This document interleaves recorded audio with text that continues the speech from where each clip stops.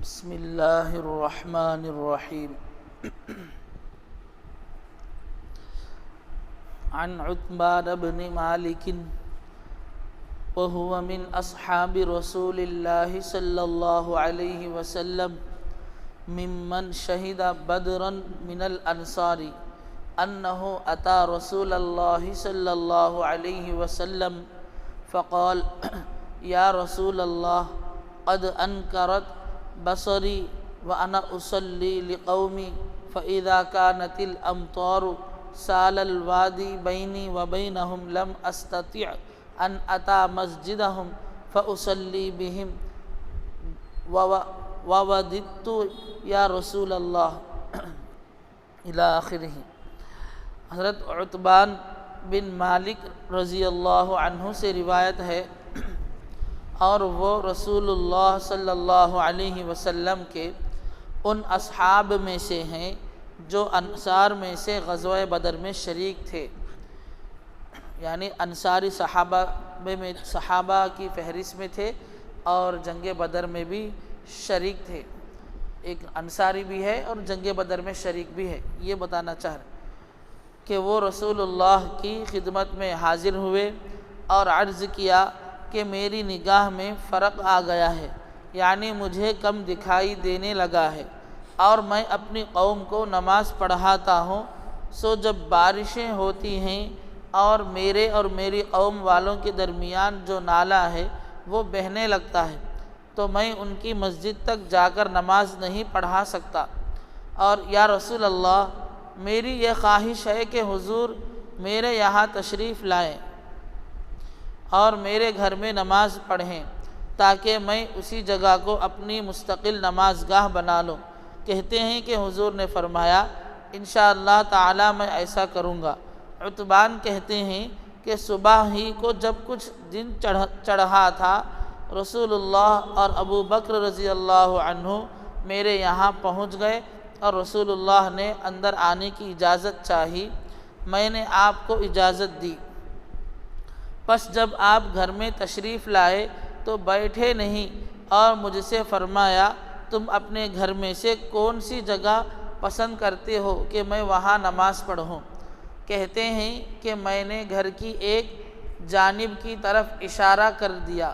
پس رسول اللہ صلی اللہ علیہ وسلم کھڑے ہوئے اور اللہ اکبر کہہ کر آپ نے نماز شروع کر دی۔ ہم بھی صف باندھ کے آپ کے پیچھے کھڑے ہو گئے، پس آپ نے 2 رکعتیں پڑھیں اور سلام پھیر دیا۔ عتبان کہتے ہیں اور ہم نے آپ کو خزیرہ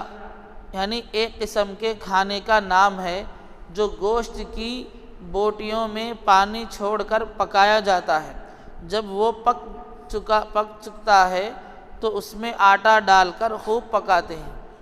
یہ بھی قسم کی کھانے کی غذا ہے، اس زمانے میں اس طریقے سے پکاتے تھے اور کھاتے تھے، کھلاتے تھے۔ تو فرمایا کہ کھانے کے لیے روک لیا، یعنی خزیرہ کھانے کے لیے روک لیا جو آپ کے واسطے ہم نے تیار کیا تھا، اور آپ کی اطلاع پا کے محلہ والوں میں سے بھی چند آدمی آ کے جڑ گئے۔ آپ پس انہی میں سے کسی کہنے والے نے کہا کہ مالک بن مالک کہاں ہے، یعنی ابن خشن کہاں ہے؟ انہی میں سے کسی نے جواب دیا کہ وہ تو منافق ہے، اللہ اور اس کے رسول سے اسے محبت ہی نہیں ہے۔ پس رسول اللہ صلی اللہ علیہ وسلم نے فرمایا یہ مت کہو، کیا تم نہیں دیکھتے ہو کہ وہ لا الہ الا اللہ کا قائل ہے، اس واسطے وہ اللہ کی رضا ہی چاہتا ہے۔ اس کہنے والے شخص نے کہا کہ اللہ اور اس کے رسول ہی کو زیادہ علم ہے، ہم تو اس کا رخ اور اس کی خیر خواہی منافقوں کی طرف دیکھتے ہیں۔ رسول اللہ صلی اللہ علیہ وسلم نے ارشاد فرمایا یقیناً اللہ عز و جل نے دوزخ کی آگ پر اس شخص کو حرام کر دیا ہے جس نے اخلاص کے ساتھ لا الہ الا اللہ کہا ہو اور اس کا ارادہ اس کلمے سے اللہ تعالیٰ کی رضامندی حاصل کرنا ہو۔ اس حدیث میں بھی لا الہ الا اللہ کے کہنے والے پر آتش دوزخ حرام ہونے کا مطلب وہی ہے جو اسی مضمون کی سابقہ حدیث کی تشریح کے ضمن میں تفصیل سے لکھا جا چکا ہے، بلکہ اس حدیث کی صحیح مسلم کی روایت میں بجائے قول لا الہ الا اللہ کے یشہد ان لا الہ الا اللہ وانی رسول اللہ ہے، اور مراد ان دونوں ہی عنوانوں سے دعوت اسلام کو قبول کرنا اور دین اسلام کو بحیثیت دین کے اختیار کر لینا ہے۔ دراصل جیسا کہ پہلے عرض کیا جا چکا ہے، عہد نبوی میں اسلام قبول کرنے اور اسلام کو اختیار کرنے کی یہ عام تعبیر تھی۔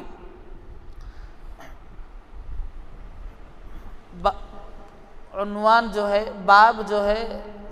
کتاب الایمان کے نام سے شروع کیا گیا تھا، اس کے اندر حضرت عتبان بن مالک رضی اللہ عنہ سے جو مروی حدیث ہے اس حدیث کو پڑھی گئی۔ اس حدیث کے اندر اللہ کے رسول صلی اللہ علیہ وسلم کے ساتھ جو واقعہ پیش آیا ہے، یہ صحابی نے اس پورے واقعے کو بیان فرمایا۔ بیان فرمانے کے بعد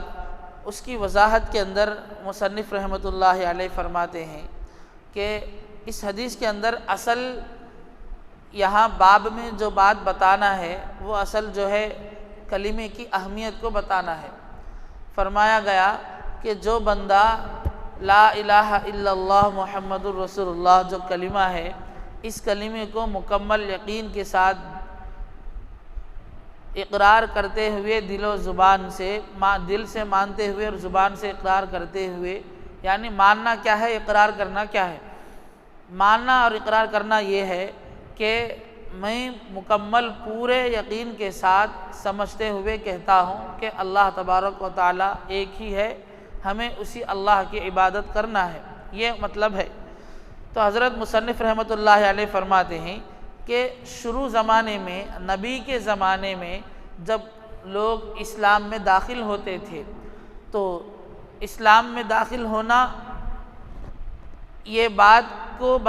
جو آدمی اس طریقے کا یقین رکھتے ہوئے کلمہ پڑھتا ہے گویا کہ وہ مسلمان ہو گیا ہے۔ تو پہلے زمانے میں، نبی کے زمانے میں اس طریقے سے جو آدمی کہتا تھا، جو کہنے والا ہوتا تھا، وہ کہتے ہی فوراً مسلمان ہو جاتا تھا، اسلام کے اندر داخل ہو جاتا تھا۔ تو فرماتے ہیں کلمے کا مطلب ہی یہی ہے کہ ہمیں یہ سمجھنا چاہیے کہ اللہ کو ایک ماننا ہے اور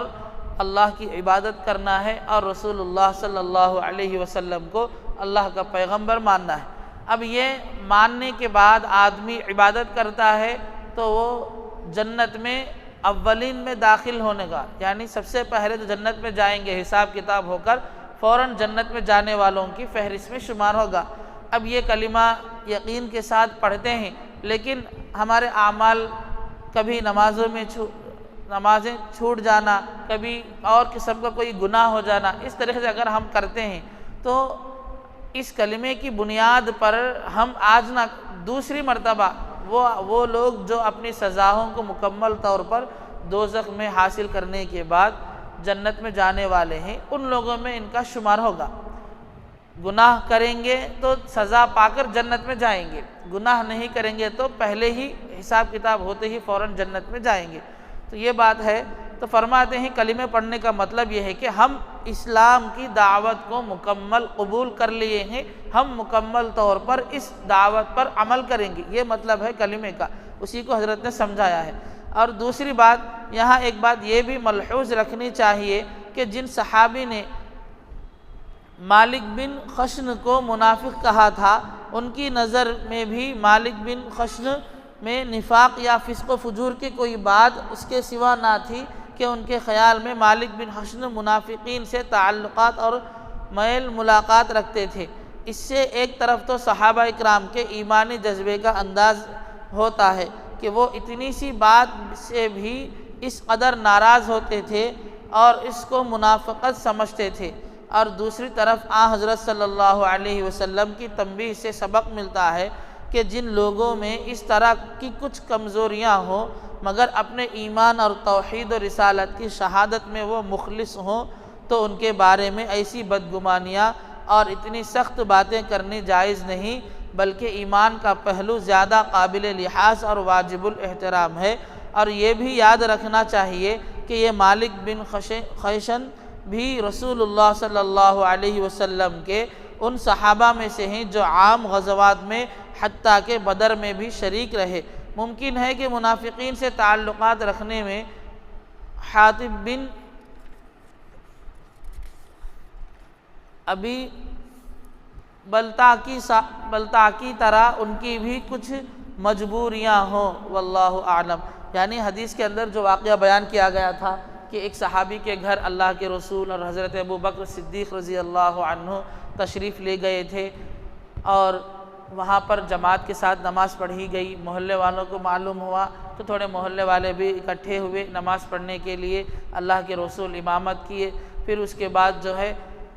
انہی جو لوگ جمع ہو کر نماز پڑھ رہے تھے ان میں سے ایک صحابی نے فرمایا کہ بھئی فلاں نام کے صحابی حضرت مالک وہ نماز میں موجود نہیں تھے، کہاں ہے؟ ایک صحابی سوال کیے تو پھر دوسرے صحابی جواب دینے لگے، نماز میں حاضر نہیں تھے، اور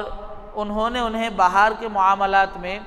منافقین کے ساتھ اٹھتے بیٹھتے ہوئے دیکھا تھا۔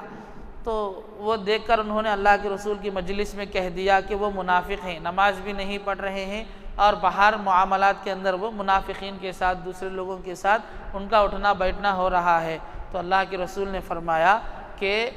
ان کے اندر ایمان ہے، وہ اللہ کو ایک مانتے ہیں، رسول کو اللہ کا پیغمبر مانتے ہیں، دین اسلام کی ہر دعوت کو قبول کرنے کے لیے وہ تیار ہیں، اس پر یقین رکھتے ہیں، تو ان کے بارے میں اس طرح نہیں کہنا چاہیے۔ فرمایا گیا کہ انہیں منافقین کے ساتھ جوڑنا نہیں چاہیے۔ کسے معلوم کہ وہ کسی مجبوری کی بنا پر ان کی مجلس میں بیٹھے ہوئے ہوں، یا کسی مجبوری کی بنا پر وہ مسجد میں نماز کے لیے حاضر نہ ہو سکے ہوں، کسی کے بارے میں اس طریقے سے ہمیں نہیں کہنا چاہیے۔ پھر صحابی، یہ ایک صحابی ہوتے انہوں نے ایسا کیوں کہا؟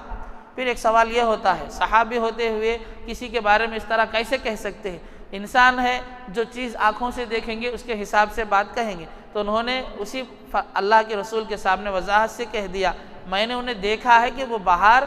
منافقین کے ساتھ اٹھنا بیٹھنا ہو رہا ہے، اس وجہ سے انہوں نے ان کو منافق کے ساتھ جوڑ دیا۔ تو اللہ کے رسول فرماتے ہیں کہ جس انسان کے اندر یہ عقیدہ ہو، یہ یقین ہو کہ وہ اللہ کو ایک مانتا ہو، اللہ کے ہر حکم پر عمل کرنے کے لیے تیار ہو، اس سے کبھی کچھ کمی ہو جائے، کسی چیز میں گڑبڑ ہو جائے، گناہ ہو جائے، تو وہ جنتی ہے، لیکن اس کی سزا پا کر جنت میں جائے گا، لیکن ہم اس کو کسی منافق کے ساتھ نہیں جوڑنا چاہیے۔ بلکہ فرمایا ایک حضرت حاطب بن ابی بلتا کی طرح ایک واقعہ ہے، یعنی ایسے ہی ایک صحابی ہے جن کا قرآن مجید میں 28ویں پارے میں ایک واقعہ مذکور ہے، انشاءاللہ کبھی بات آئی تو بتایا جائے گا۔ تو بہرحال وہ وہاں پر ایک صحابی جو ہے صحابہ کے ساتھ ہوتے ہوئے جو ایک مرتبہ جنگ کی تیاری ہوئی تو انہوں نے وہ خبر جہاں جنگ کرنی تھی وہاں پر پہنچا دی، اللہ کے رسول کو اطلاع ملی تو انہیں روک لیا گیا۔ تو وہاں پر ان کی ایک مجبوری بتائی گئی تھی، تو اس مجبوری کی بنیاد پر انہیں معاف کر دیا گیا۔ تو فرماتے ہیں کہ کبھی کبھی انسان مجبور ہو جاتا ہے، مجبور ہو کر اٹھنا بیٹھنا کئی دوسرے لوگوں کے پاس ہو جاتا ہے، یا کبھی دینی اعتبار سے کچھ کمزوری ہو جاتی ہے، تو اس کمزوری پر جو ہے اس کو کچھ نہیں کہنا چاہیے، بلکہ ان کے لیے حق میں دعا کرنا چاہیے۔ اللہ کے رسول کی تعلیم بھی یہی ہے۔ اور دوسری بات یہاں حدیث کے اندر قابل غور بات یہ ہے، ہمارے معاشرے کے اندر ہمارے اندر ایک چیز یہ آنی چاہیے، بچوں میں بڑوں میں، کہ جب بھی گھر کے اندر داخل ہوں، اپنے گھر میں یا مہمانوں کے گھر میں، یا سب سے پہلا کام یہ ہو سلام کر کے داخل ہوں اور اجازت لے کر کے داخل ہوں۔ سلام کرنے کا مطلب ہی یہی ہے کہ ہم آپ کے گھر میں آنا چاہتے ہیں۔